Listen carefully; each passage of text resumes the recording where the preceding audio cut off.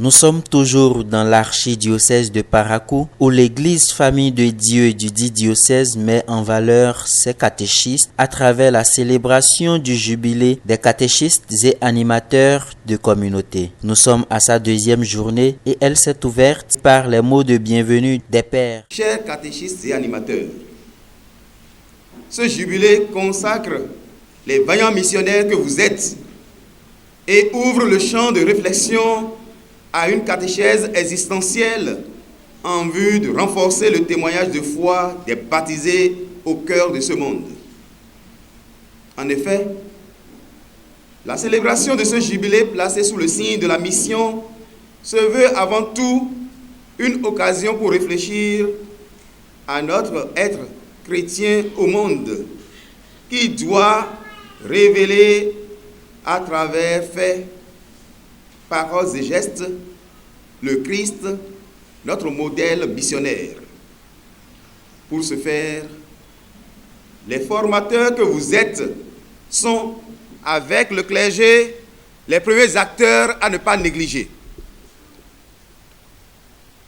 Nous vous prions, chers amis, de participer activement à ce mini-colloque qui certainement portera des fruits appréciables pour une église réellement en sortie missionnaire dans le Borgou. Cette journée a été voulue comme une journée de réflexion et de partage.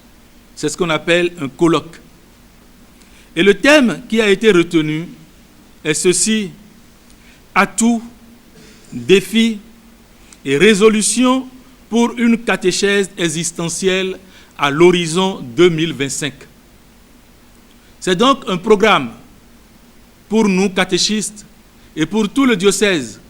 Pendant les 5 années à venir, nous devons travailler pour mettre en place résolument une catéchèse existentielle. À leur suite, place fut donnée au père Marc Cyr Lafia pour animer une conférence sur les freins culturels et cultuels pour une catéchèse existentielle. Ce qui est important, à mon avis, c'est d'abord de comprendre la catéchèse existentielle comme une catéchèse qui entend mettre le christianisme dans notre vie de chaque jour, dans notre vie quotidienne. Et pour y parvenir, il faudra que la catéchèse prenne en considération la culture de chaque catéchisé. C'est maintenant cette culture qui sera mise en confrontation avec le christianisme et va en sortir une culture africaine chrétienne. Évidemment, c'est un processus qui exige beaucoup de travail, beaucoup de réflexion, mais plus que tout, ça exige la cohérence de nous, catéchistes, et des gens, de ceux à qui nous enseignons le catéchisme. Si déjà ils commencent à vivre vraiment du christianisme dans leur vie quotidienne, le reste viendra de façon naturelle. Emmanuel Amangbeyon, berger diocésain du renouveau charismatique et catéchiste, remercie les responsables de l'Église pour la célébration de ce jubilé qui profite bien aux catéchistes. Ce n'est pas que le travail qui se fait est mauvais, mais il reste beaucoup à faire. Parce que nous constatons que la plupart des catéchisés, de ceux qu'on confirme, après la confirmation, se retrouvent dans les mouvements ésotériques, dans les nouveaux mouvements religieux, dans le nouvel ordre mondial. Parce que leur vie n'est pas centrée sur le Christ.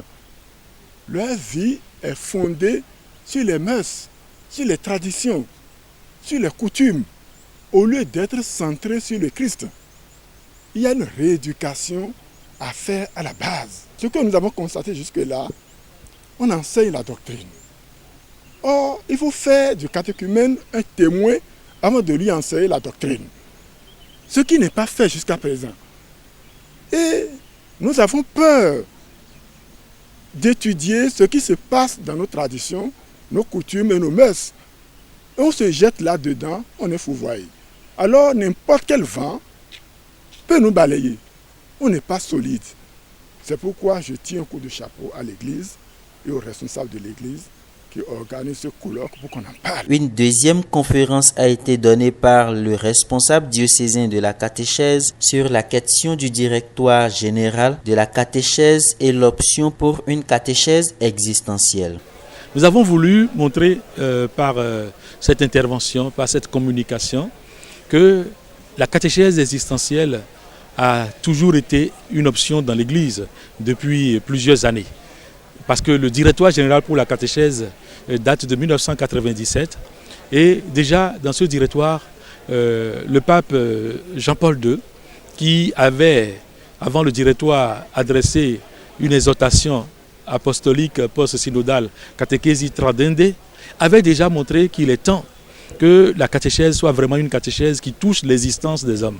Et pour ce faire, Jean-Paul II, dans le directoire, a insisté sur certains aspects. La place de la parole de Dieu. La parole de Dieu qui doit être le socle de la fondation, de l'édifice même de vie chrétienne. Et deuxièmement, Jean-Paul II a insisté sur la nécessité d'une conversion authentique et profonde. Les Grecs diront une métanoïa, c'est comme un retournement de l'être qui change de comportement, qui change de vie et qui adhère aux valeurs de l'Évangile. Et troisièmement, il a demandé que la catéchèse soit adaptée aux diverses situations de la vie. Il a même proposé qu'il y ait des divers types de catéchistes. Par exemple, un catéchiste pour les personnes handicapées, un catéchiste pour les personnes du troisième âge, catéchiste pour les enfants, pour les jeunes, pour les adolescents, pour ceux qui se préparent au mariage. Et que cette catéchèse soit aussi une catéchèse permanente de toute la vie, c'est-à-dire de l'enfance jusqu'à l'âge adulte, jusqu'à la vieillesse. À la suite du père Fulgence Menhuenou, c'est à son adjoint le père Tiburce Akovo que l'honneur fut donné d'entretenir les catéchistes sur la thématique du catéchisme de l'Église catholique et les évêques de Parakou parlent de la catéchèse existentielle. Depuis toujours, tout au moins à partir du Concile Vatican II,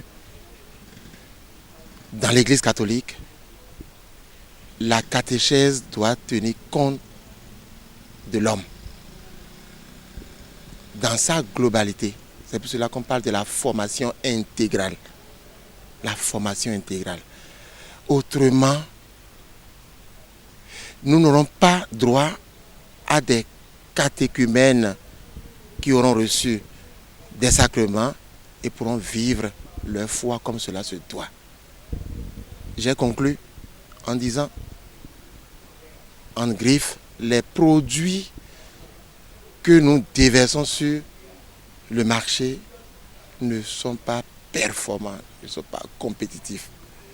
C'est un exemple que je prends, une figure, pour dire, nous constatons que nos chrétiens, après cette formation catéchétique, l'initiation, ne vivent pas leur foi en responsable. Alors la faute est partagée. Le diocèse de Parakou fête 75 ans d'évangélisation. Mais nous n'allons pas dire que les évêques qui sont passés, les pasteurs, n'ont pas parlé. Et c'est à ce synode-là que j'ai fait référence. Ce premier synode de notre diocèse, il n'y a pas eu un autre, mais qui a déjà tracé les lignes d'action. Mais malheureusement, nous sommes en train d'oublier, 20 ans aujourd'hui, nous sommes en train d'oublier ce synode. Les catéchistes eux-mêmes n'en connaissent pas le contenu. Ceux qui sont aujourd'hui catéchistes de notre diocèse, c'est maintenant qu'ils sont en train de découvrir.